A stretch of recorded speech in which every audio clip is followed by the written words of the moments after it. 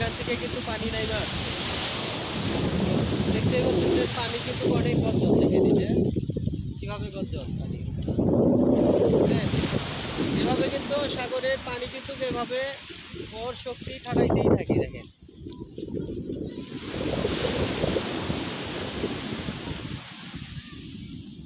দেখতে পাচ্ছেন পানি কিন্তু এভাবে কিন্তু আসতেছে, আবারও ঢেউ চলে যাচ্ছে।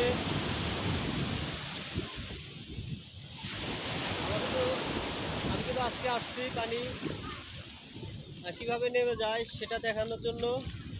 তো দেখতে পাচ্ছেন পানি কিন্তু এখন নামতেছে। এই যে এখন কিন্তু ভাটা চলে যাইতেছে, ভাটা কিন্তু আসছিল, ভাটা চলে যাচ্ছে এখন।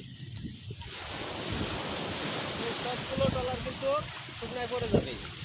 তারপরে আবার যখন ভাটা আসবে তখন কিন্তু আবার এই ট্রলারগুলো আবার পানিতে ভরবে।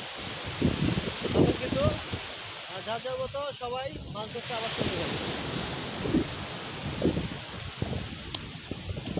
দেখেন এই যে এখন কিন্তু পানি নাই, দেখেন এই যে আবার কিন্তু পানি চলে আসছে। এই যে দেখেন এই দেখেন, এটা কিন্তু মহেশখালীর গভীর সমুদ্র, মহেশখালীর গভীর সমুদ্র কিন্তু এটা।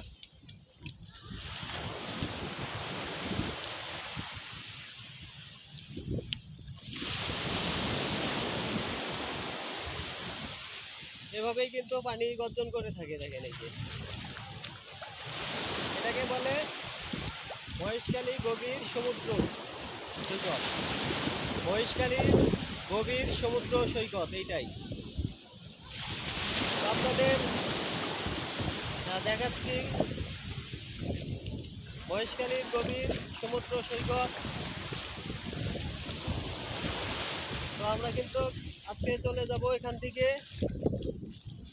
আবারও অন্য কোনো জায়গায় ভিডিও বানাবো, আপনাদের দেখাবো।